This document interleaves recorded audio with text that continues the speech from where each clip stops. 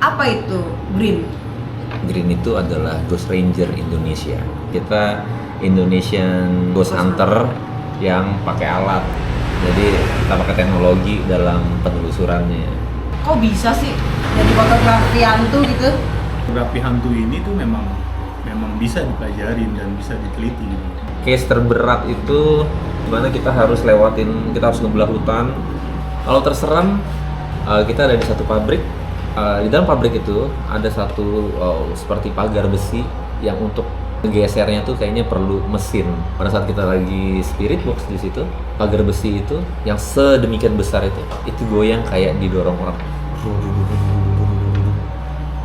Itu gue sama Dika kabur. Ada kepala atau muka keluar dari dalam danau, keluar ke permukaan kayak gini. Itu jelas banget ketangkep. Di situ juga gue kabur.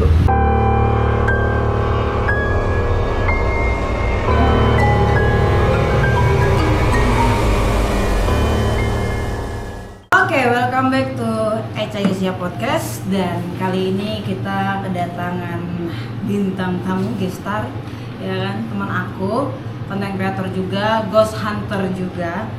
Mereka adalah Green. Biarlah kita masuk panjang lebar, let's talk about it. Oke, di sini ada Bung Heri dan juga Bang Dika. Halo Cia, halo teman-teman. Halo. Nah, aku mau tanya nih sama, kita langsung aja nggak apa ya? Langsung aja. Oke, apa itu Green? Green itu adalah Ghost Ranger Indonesia. Oh, berarti Jadi singkatan. singkatan dari GR-nya itu Ghost Ranger, IN-nya itu Indonesia. Jadi kalau kita kan selalu bilang Rangers go green. Orang dengernya kayak go green, ya go green gitu kan. Ada maksudnya green di sini GRIN, bukan green bahasa Inggris hijau itu. Ghost Ranger Indonesia. Ghost Ranger Indonesia itu adalah itu tadi Eca udah bilang, kita Indonesian Ghost Hunter yang pakai alat. Jadi kita pakai teknologi dalam penelusurannya gitu. Iya, keren. Nah, personil dari Green ini awalnya tuh berapa orang sih? Awal banget Green itu ada 3. Ada 3. Ada Charlie, gue sama Dika. Terus join Brojun dulu atau Tasya dulu ya? Brojun ya? Brojun join, kita berempat tuh habis itu. Terus ada satu Indigo, Tasya. Jadi total kita berlima. Cuman karena mereka bertiga mempunyai kesibukan yang lain, yang masih gabut, ya tinggal kita berdua. Oke. Jadi sisa Bang Dika sama Bu Heri pulang. Iya, betul. Oke. Apa yang membuat Green ini beda dari ghost investigator lainnya? Nah, lu mau jawab nggak, men? Gue mau nanya, ini ngerokok boleh nggak? Boleh. Oh, boleh. Boleh ngerokok. Lagi ngumpetin, men. Boleh. Berarti gue semangat nih. Nah, gitu dong. Itu, men, yang Coba lu ceritain dulu, men, yang membuat kita beda itu apa, men? Yang membuat kita beda, yang pertama sih dari perawatan, men. Biasanya kan kalau Ghost Hunter itu kan biasanya kan ya mungkin cuman penelusuran atau menceritakan tentang kejadian-kejadian yang ada di situ. Kalau kita kan pembuktian yang menggunakan teknologi, dan apakah benar tempat ini yang diceritakan sama masyarakat itu benar atau enggak, kita buktiin melalui teknologi. Bagus sih itu. Iya sih, jadi yang membedain kita nggak pakai mediumisasi lewat manusia, jadi nggak ada kesurupan. Keberadaan makhluk astral itu ya kita pastikan lewat teknologi. Jadi kalau kita tanya ke teman-teman yang mungkin indigo, paranormal, kalau kita tanya makhluk halus itu apa sih wujudnya, pasti kita sepakat kalau itu energi gitu loh.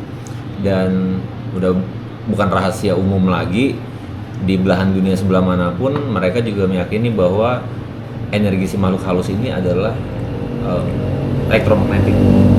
Nah, makanya kita punya berbagai macam ghost detector, kita punya berbagai macam electromagnetic field tester, atau kalau misalnya kita yakinin itu energi makhluk halus ini, ya kita punya semua alat pengukur energi yang ada, mau dari magnetik, elektromagnetik maksud gue, elektrik, sampai radio frekuensi, itu kita ada semua.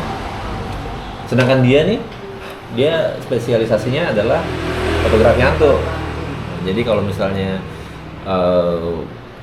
apa sosok di satu tempat itu bisa kita sharing ke teman-teman melalui foto yang benar-benar solid. Maksudnya foto bukan hantunya solid, tapi fotonya yang solid untuk kalian lihat. Gitu. Nah, untuk alat-alat brand sendiri itu ada berapa jenis alat yang kalian punya? Waduh, total ada 17 kayaknya. 17. Karena ghost detector kita aja itu ada 6. Pokoknya yang sensor-sensoran itu mungkin ada 4. Spirit box aja kita ada 3. Ada satu yang gue rakit sendiri, ada satu PSB7T, dan yang paling sering gue pakai sekarang adalah PSB11 ANC. Gitu. Jadi ya lengkap. Thermal kamera juga kita punya yang military grade. Jadi yang bisa ngedeteksinya itu lebih dari 50 meter. Jauh juga ya? Karena kan thermal kamera pada umumnya paling ya 5 meter aja udah nggak maksimal gitu. Itu yang kita punya. Nah, terus untuk perihal alat-alat ini, Bung Erik dapat dari mana alat-alat ini? Sebagian besar dari luar. Dari luar negeri? Dari luar negeri. Kalau dulu itu ini orang pajak, mungkin ada yang nonton podcastnya Eca nih ntar nih. Biasanya gue masukin dari luar, tapi dulu nggak mahal. Jadi cara gue masukin adalah gue kong kali kong dulu nih sama sellernya. Gue bilang, lu kalau gue beli, lu jangan bilang itu gue beli, lu bilang gift gitu loh, kayak hadiah gitu loh. Itu ngakalin harga pajaknya. Karena ya kayak thermal kamera yang military grade yang gue cerita tadi itu, kita punya Reveal Cam Pro, itu keluaran dari Sig Thermal, harganya di atas 10.000. 10 juta? Ya. Terus dulu kita susah untuk dapat alat-alat ini di Indonesia. Ya mungkin baru 3-4 tahun belakangan, kalau kalian buka di toko ijo atau toko oren, udah ada itu yang jual ghost detector. Kalau kalian tulis ghost detector, keluar nanti K2 meter, K2 meter. Itu EMF tester yang pertama kali dan yang paling jadul yang pernah dipakai sama seluruh ghost hunter di seluruh dunia. Tapi zaman berkembang, sensor-sensor ini juga lebih canggih. Ya sekarang kalau K2 meter itu harganya mungkin sekitar 300 sampai 500 ribu, sedangkan kayak yang paling baru Trisus meter itu bisa sampai 6 atau 7 juta. Gitu. Mahal juga harganya ya guys ya. Itu udah habis berapa duit itu untuk pembelian alat-alat sendiri itu? Yang paling baru kita ada Apple Vision Pro. Oh itu keren sih. Apple Vision Pro itu ya kalian teman-teman tahu lah Apple Vision Pro. Kenapa kita pakai itu? Bukan untuk pamer-pamer atau apa, bukan flexing, ya. Jadi Apple Vision Pro itu dia punya lidar sensor, light detection and ranging sensor. Nah itu lidar itu dipakai di SLS kamera, Structured Light Sensoric Camera. Jadi kalau misalnya yang HP yang punya structured light sensor gitu, iPhone yang tipe-tipe agak-agak baru, itu dia punya diameter sensor lidarnya itu kecil sih, seujung kuku gitu loh, kecil banget. Ya lah tunjukin aja kali ya, nggak apa-apa. Nah ini nih, ini cuma segini, kecil gitu. Yang Promax men. Iya. Nah, ini sebelah sini, ini namanya lidar sensor yang kecil. Nah, sedangkan di lidar sensor di Apple Vision Pro ya ini nih, sedua ini nih. Jadi gue beli itu emang untuk memaksimalkan lidar sensornya.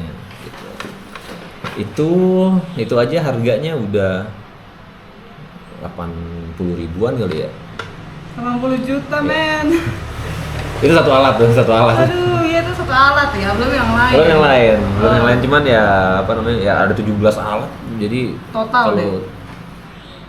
waduh, Banyak, gengs. Ratusan sampai lah Pokoknya ya. pokoknya kalian liatin aja. Sekarang beberapa udah ada di ini, Cak, udah ada di apa namanya marketplace Indonesia. Cuman harganya ya mungkin lu akan ketemu 100 sampai 150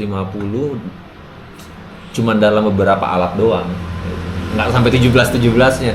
Tapi kan gue kan nggak langsung keluarin jebret 200 juta untuk itu, ya enggak, kan dicicil. Kalau ada duit, nah, gue pengen ini nih kayaknya nih. Jadi prosesnya yang lama sampai bisa kumpul sebanyak itu. Oke, seniat itu ya guys ya. Tapi emang kalau untuk dari alat ini sendiri, seberapa akuratnya ketika kalian pakai di tempat terbengkalai? Kalau untuk dunia mistis kayak gini, gue sebenarnya agak skeptis ya. Jadi kalau misalnya ada paranormal atau indigo yang nunjukin, gue liat ada kuntilanak tuh di sebelah kanan lu gitu loh. Nah itu gue nggak akan langsung percaya gitu aja. Kalau ada orang yang berani ngomong kayak gitu ke gue akan dengan gampang ambil ghost detector dan gue akan arahkan ghost detector gue ke titik yang dimaksud. Kalau memang ada spike atau ada indikator yang bereaksi sama titik itu, damn, paranormal is right gitu loh. Tapi kalau misalnya gue tunjukin nggak ada apa-apa, ya udah.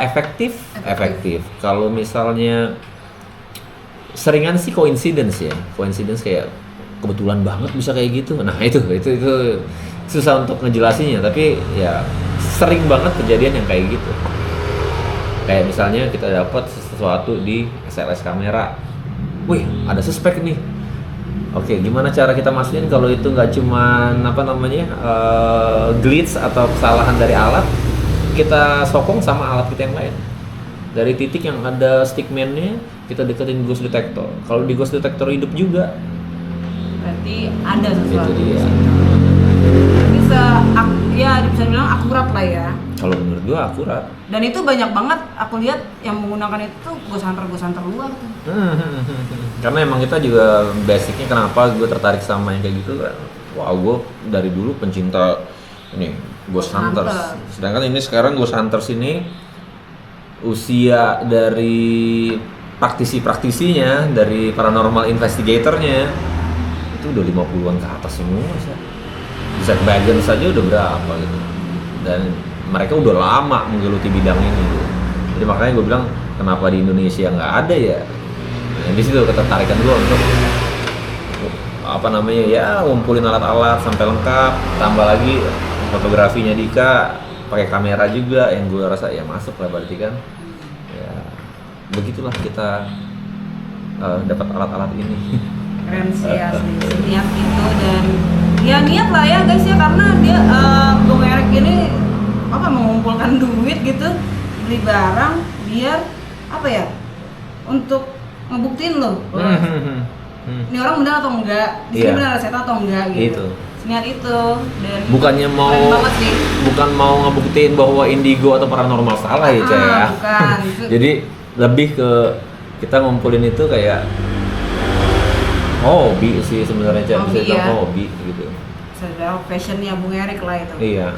Nah, kalau untuk Bang Dika sendiri nih Bang, kok bisa sih jadi fotografi hantu gitu? Itu ada lesnya kah, ada sekolahnya kah, atau bagaimana Bang? Atau kameranya berbeda kah? Enggak, sama aja, lesnya nggak ada. Jadi dulu tuh gue suka fotografi, cuman gue pernah lihat tuh beberapa orang secara nggak sengaja itu dia foto di suatu tempat, tapi kok sering gitu loh mereka mendapatkan sosok gitu yang tanpa disengaja gitu. Berarti kan salah satu teknologi yang mereka pakai itu adalah kamera kan. Nah di situ gue mulai penasaran dan gue mulai cari tahu, karena kebanyakan orang itu ketika sedang foto dimanapun tempat mereka berada, kadang mereka suka menangkap hal-hal yang nggak ada Kita bisa lihat. dilihat gitu. Bahkan mereka suka, loh kok ada ini. Nah kayaknya sih gue tertarik itu, makanya gue mempelajari tentang fotografi, gimana caranya fotografi hantu ini tuh memang bisa dipelajarin dan bisa diteliti gitu. Dan akhirnya gue coba untuk teliti, dan gue dulu ada satu komunitas yang dengan hobi yang sama, dan akhirnya gue coba tuh untuk memakai metode dan mencari salah satu teknik dalam dunia fotografi. Ternyata bisa. Tapi itu sulit gak sih? Mempelajari itu sulit gak? Awal pertama sulit. Ketika kita sudah meneliti dan ternyata kayak gini awal-awal sih susah. Kita dapet itu susah emang. Karena kan yang kita foto itu kan tidak terlihat. Iya benar.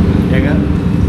Kenapa gue menggunakan fotografi? Karena kecepatan dalam lensa kamera itu, dalam optik yang ada di kamera itu bisa cepat penangkapannya secara frame per second.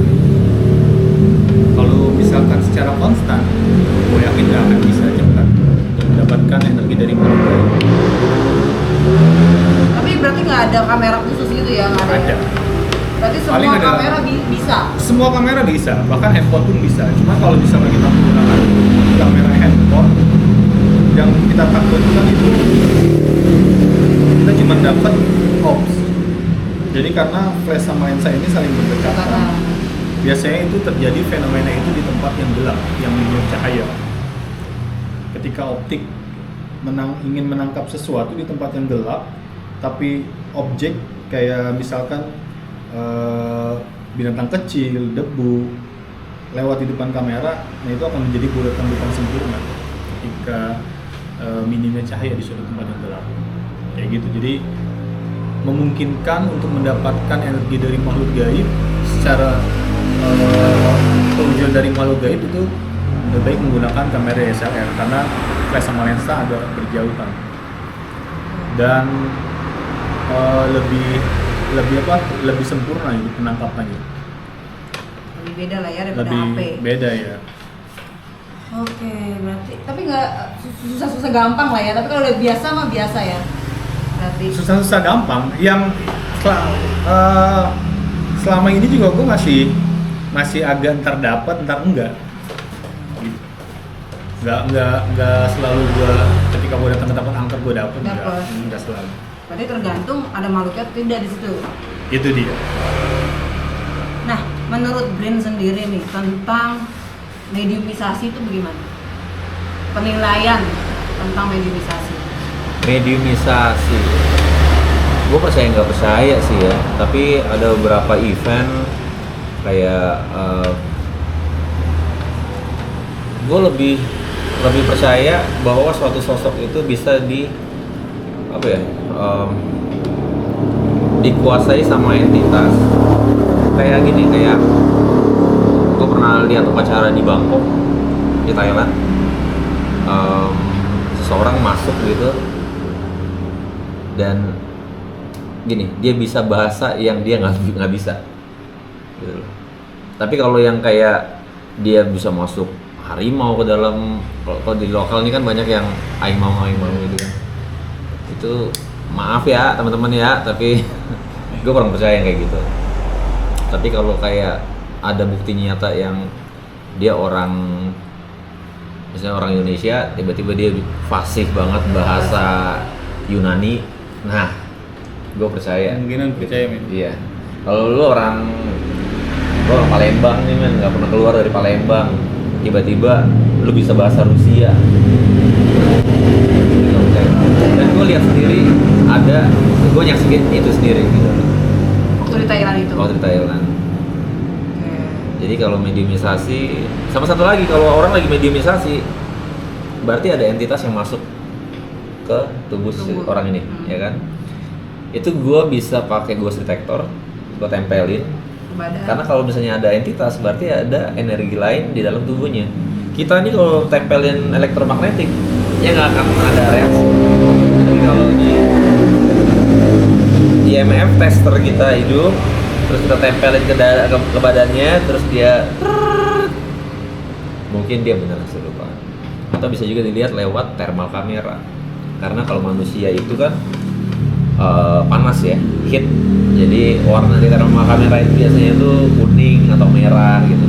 Sedangkan kalau entitas ini nih warnanya tuh gelap, hitam atau biru tua, ungu tua gitu. Pokoknya lebih ke gelap. Nah, kalau misalnya seseorang ini lagi mediumisasi dan dia dirasukin, harusnya pada saat didetek keseluruhan badan dia akan lebih gelap, bukan heatnya yang keluar gitu. Jadi gue percaya kalau bisa dibuktiin lewat teknologi yang gue punya Sama ngeliat langsung. sama ngeliat langsung. Next, case mana Mm-mm. yang Green pernah lewati? Case terberat, Mm-mm. case terseram, dan case yang terparah lah pokoknya. Itu di mana? Case terberat itu kalau terberat itu kita ke Tanjati itu Jadi Tanjati karena jalannya ya, jalannya karena akses jalannya itu fisik, betul terberat karena perlu fisik. Jadi ada satu case di mana kita harus ngebelah hutan, jalan lumayan jauh. Gue itu paling lemah untuk kayak naik gunung, keluar masuk hutan, itu bukan gue banget. Jadi kalau gue dapet satu case yang seperti itu menurut gue case yang berat. Kalau case apalagi tadi yang terberat, terseram, sama terparah. terparah. Kalau terseram itu case nomor 3. Case nomor 3. Case nomor 3 di Ghost Ranger Indonesia itu kita ada di satu pabrik. Salah satu yang buat gue jiper adalah di dalam pabrik itu ada satu seperti pagar besi yang untuk ngegesernya tuh kayaknya perlu mesin gitu loh untuk ngegeser pagar besi itu karena berat banget dan besinya itu tebal banget. Pada saat kita lagi spirit box di situ, pagar besi itu yang sedemikian besar itu goyang kayak didorong orang. Itu gue sama Dika kabur sampai spirit box kita ketinggalan. Udah sampai depan baru kita bilang spirit box ketinggalan. Akhirnya gue lari ngambil spirit box, sampai di situ gue langsung lari keluar lagi. Pagar besi itu goyang lagi. Sebenarnya gue mungkin 50-50. Gue takut itu setan atau gue takut pagar sebesar itu jatuh dan nimpa gue. Itu bahaya nyata jadi.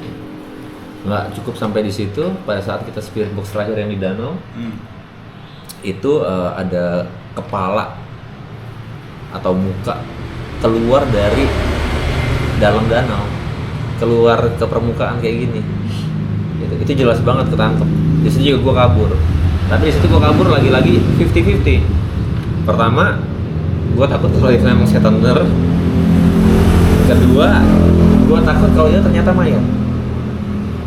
Kalau itu ternyata mayat, terus ya kita jadi saksi Jadi mata, saksi, iya gitu. kan? Nah itu panjang urusannya.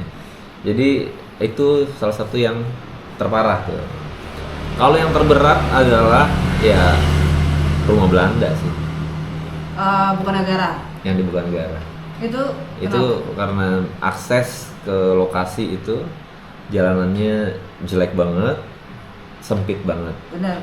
Sampai ya Aisyah juga pernah ke sana kan? Pernah ke sana aku waktu itu. Dan itu parah banget sih emang. Itu Terus, mungkin perbedaan. Aisyah tahun berapa ke sana?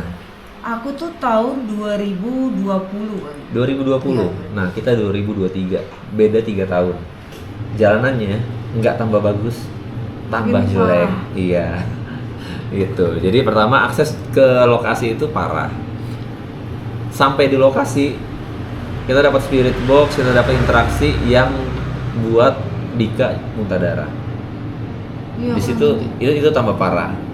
Kita keluar panik dan gue harus turun lagi dari atas Subang itu, Bukanegara itu, dalam kondisi kabut tebal. Pandangan itu cuma paling nggak sampai 5 meter sih, 2-3 meter pandangannya. Kabut. Ketutup kabut.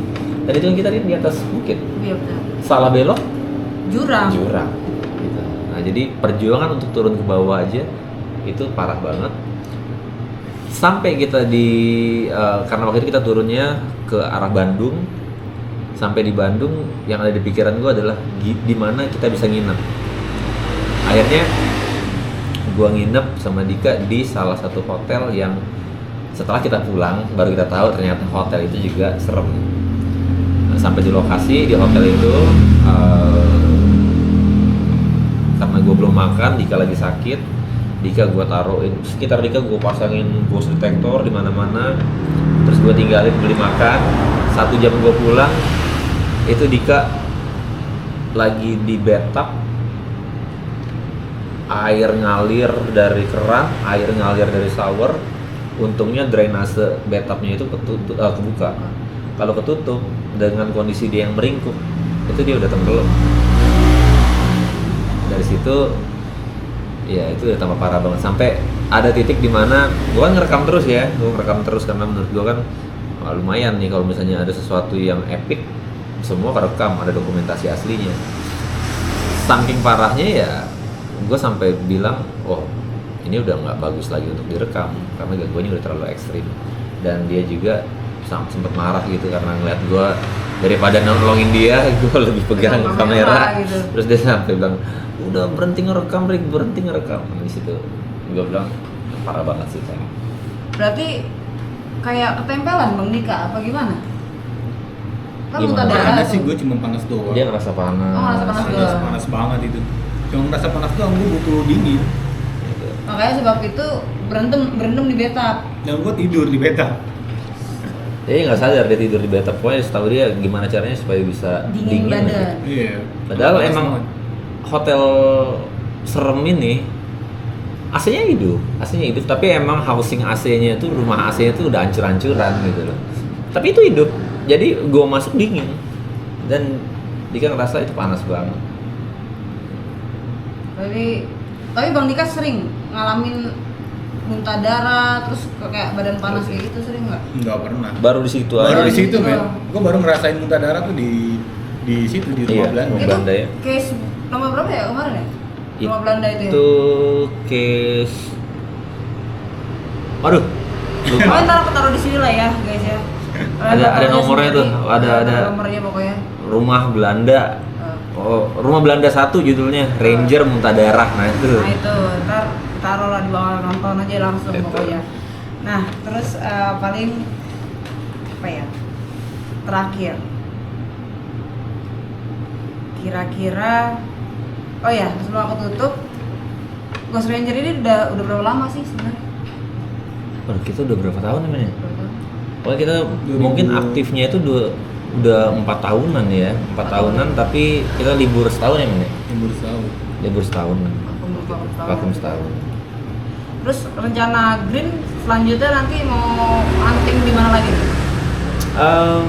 Jadi kita tuh lebih ke kita nggak istilahnya uji nyali atau nantang mitos, nggak. Jadi kalau ada teman-teman yang coba Green kesini berani nggak kayak gitu cara mainnya. Kalau di Green ini kita lebih rekomendasi, misalnya ada teman kayak gini,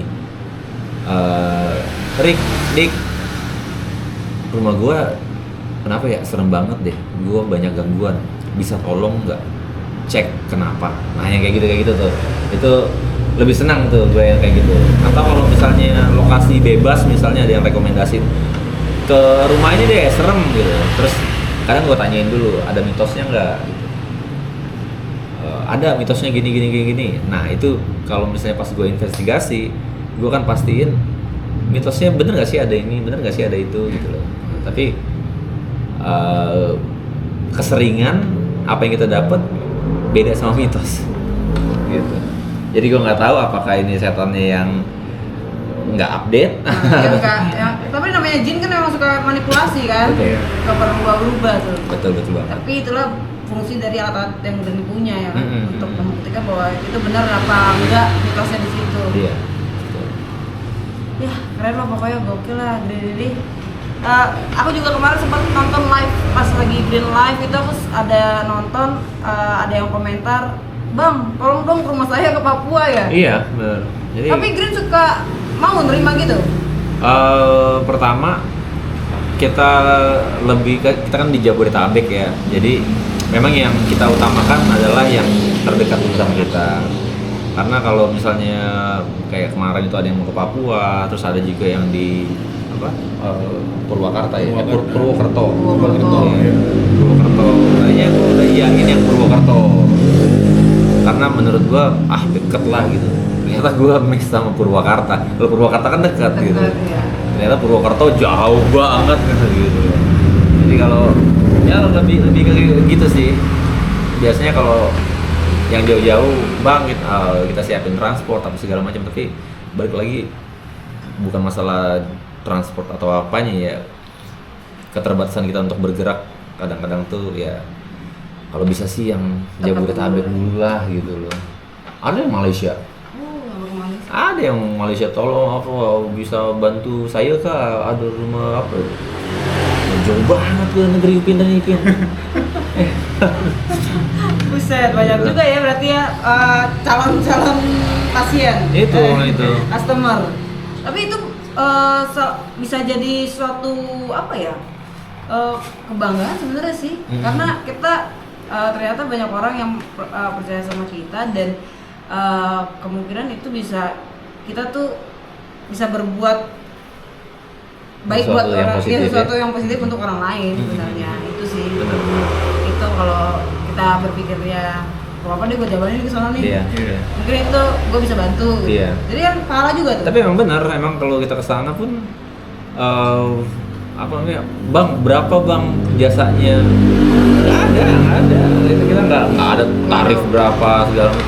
Kadang-kadang ya dengan kita bisa nyari tahu ada apa sama tempat itu, terus kayak ya kadang-kadang ya jujur nih, gue nggak usah mikirin tentang ngebantu orang. Kadang-kadang kepuasan batin gue sendiri kalau misalnya orang ini minta bantuan, gue nggak nganggap kalau gue ngebantu dia, tapi gue memuaskan apa ya, perasaan gue yang ternyata ada kasus ini di sini kayak gitu. Lebih ke apa ya, adrenalin gue kali ya yang Lebih kerja ke ya. penasaran. Penasaran. Wah, gokil ya untuk podcast kali ini teman-teman, luar biasa sekali. Dan by the way kita habis collab tadi ya. Yoi. Habis kolaborasi, penelusuran dan investigasi.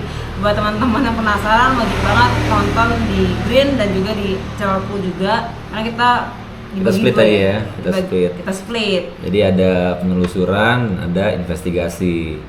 Jadi pas penelusuran itu di Ghost Ranger Indonesia, dan pas investigasi ada di HIS ya. Benar, harus banget nonton pokoknya. Maka thank you banget nih buat Green, Sama-sama, Bang Dika, Bang Erik. Mudah-mudahan nanti kita bisa kolaborasi lagi di lain tempat ya. Harus. Lebih epic lagi. Harus. Pokoknya keren lah buat Green. Dan mohon maaf ya misalkan dari tadi denger ngomong karena kita lagi di warkop, tadi pulang nonton kita ya. Betul. Jam berapa sekarang? Udah jam 3.29. Nah, jam udah setengah 4 sampai. pagi, gokil ya Bang.